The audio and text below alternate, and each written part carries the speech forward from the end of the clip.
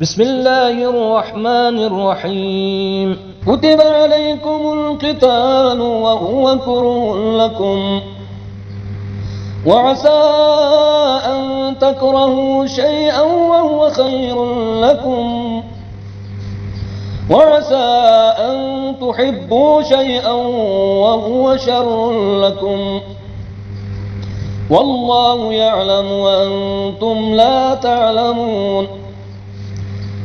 يسألونك عن الشهر الحرام قتال فيه، قل قتال فيه كبير،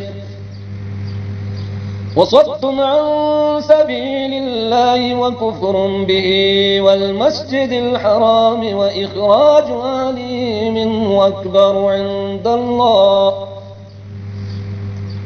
والفتنة أكبر من القتل،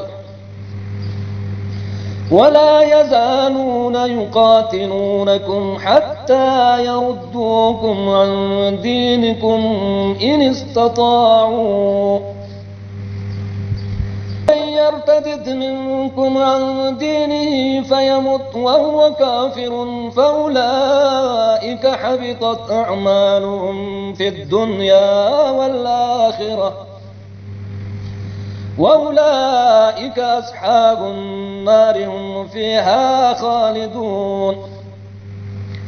إن الذين آمنوا والذين هاجروا وجاهدوا في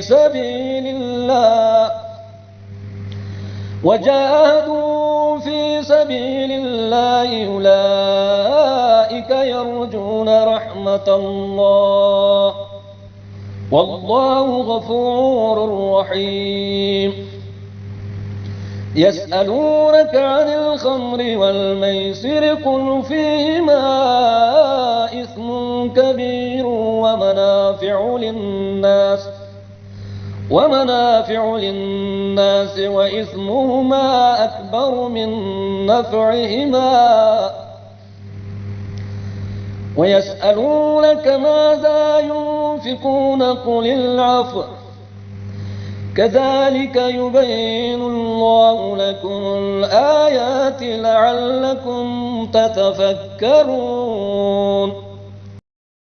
صدق الله العلي العظيم.